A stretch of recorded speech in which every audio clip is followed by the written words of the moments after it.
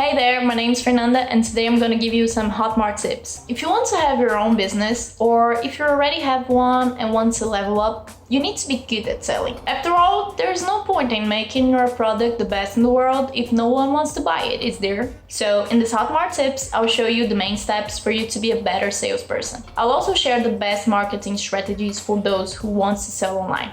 Let's get started. The first and the most important tip I'll give to you is don't be afraid to sell. Many believe that when they are trying to sell, they are bothering other people, which is why they aren't comfortable offering a product. But if you change your mindset, you see that selling isn't a nuisance. In fact, it's the other way around, as long as you sell the right product to the right person, of course. Let me explain. If you sell something that will really improve the buyer's life in some way, you're doing that person a favor. Believe me, selling done correctly is just helping others get something they need or want. That brings us to the next tip. Only sell products that you really trust and that really brings transformation. Whether you're an online creator, an affiliate, or even a traditional salesperson, make sure you're selling something that is really useful and that helps your customer. If you're trying to convince someone to buy something that does not fit or isn't good quality, you're taking the first step towards being a terrible salesperson. Another important point related to all of this is to define your buyer persona well, so you'll be sure that you're selling the product to the right customer. In case you don't know,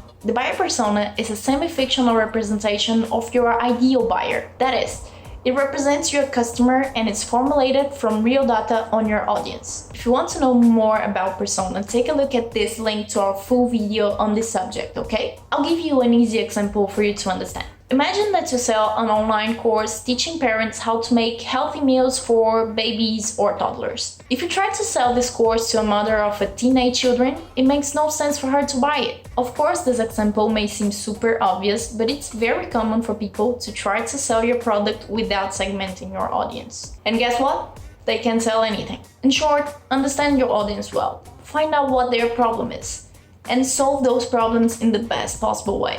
Following the same train of thought, in addition to know who your audience is, you need to know where they are. So, be in the right places. For example, if you find that your buyer persona uses Instagram daily and almost never uses Facebook, it makes no sense to advertise on Facebook. You'll be throwing your money away. Knowing your persona's consumption habits and routine will help you know exactly where to find them and how to present your product. All of this affects even the language you use to talk to your customers and your ways of showing them that what you have to offer is important. If you think you need to pay attention only to where your customer is, you're wrong.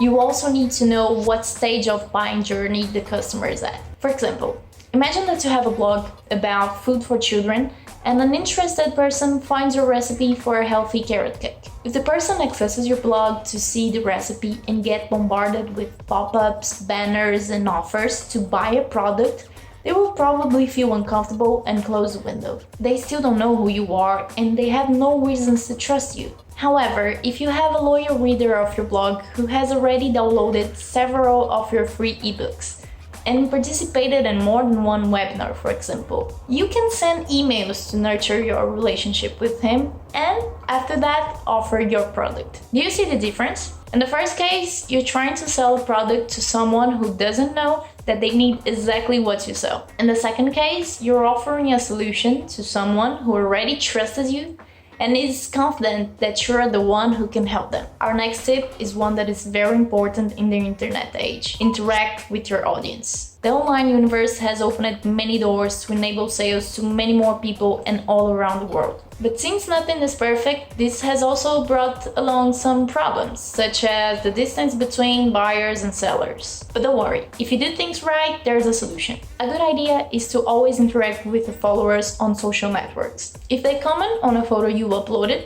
reply. If you get an email with questions, don't hesitate to respond. Approach your audience in all possible ways, and always with sympathy and smile. It's also very important that you offer solid online support. If you sell products online, it's very important that your customer easily find a space to ask questions and solve problems. In the end, after sales is just as important as the sale itself. Remember that a satisfied customer is more likely to recommend you to others and to buy a product from you again. Another very important point when interacting with your customers is honesty. You know, when you're in a store trying on clothes and when you walk out the fitting room with pants that obviously didn't look good on you, the salesperson say, "Oh, those look great on you." It's easy to see when someone isn't being honest, so don't be that kind of salesperson. The timing of sales shouldn't be forced by desperation, but by the desire to win over your audience and really offer them quality and value. Since we're already talking about interacting with your buyers,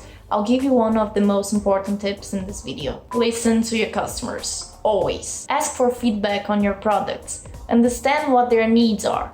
Analyze their complaints and also listen to their praise. This will allow you to improve your product, your customer service, and always offer the best experience to your buyer. And there are several ways to do this. Questionnaires, messages on WhatsApp, surveys on social networks, emails, phone calls, and even grabbing a coffee with them. Now, changing the subject a little, let's go to a very important topic.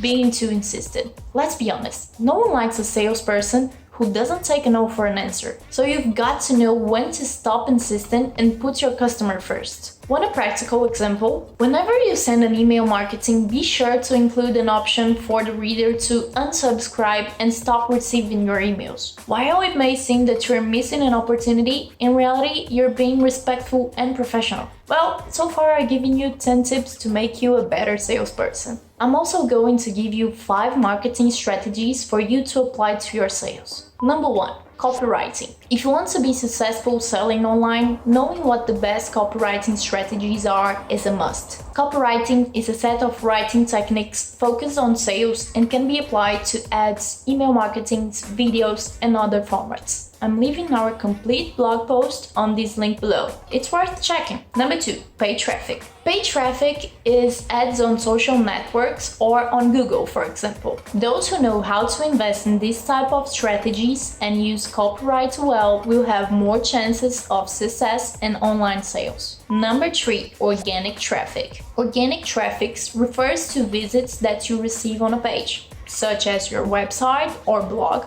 without paying for ads. For that, you need to have a good content marketing strategies and use SEO techniques to attract more users. SEO are techniques for optimizing your content so that they appear on the results page of search engines, such as Google, especially on the top positions. If you want to know more about this topic, I left a full post on how to use SEO in the description. Number 4, email marketing. Contrary to what many people think, email marketing isn't dead. In fact, it's one of the most effective strategies for selling online. But use it carefully. Only send emails for people who have agreed to receive your emails. Never spam, as it will do more harm than good. If you don't know how to get email information from potential buyers, it's a good idea to offer free material in exchange for the reader's name and email. For example, if you have a blog about healthy eating for children, you can offer a free ebook with 20 quick and easy recipes. When downloading the ebook, your reader will need to fill out a form with their information and accept to receive your emails. Also, remember to segment your list and send the appropriate content to your audience. Number 5, social networks. Social networks are also great for attracting your audience, interacting with them, and launching products. But here it's important to apply the 80-20 rule. In other words, offering free and useful content to readers 80% of time and trying to sell a product in only 20% of your posts. That way you won't tire your followers. So what do you think? Did you like the tips? And are you ready to be a better salesperson? If you want to know more tips on digital marketing, click this link to take a look at our video on how to create a YouTube channel. Oh, and one more thing, subscribe to our channel so you can continue watching our Hotmart tips series with exclusive tips every week. Bye! And that brings us to the next tip. And that brings us, if you think you need to pay attention, another very important point when interacting with your audience. You know when you're in a store, I'm leaving our complete blog, but use it carefully.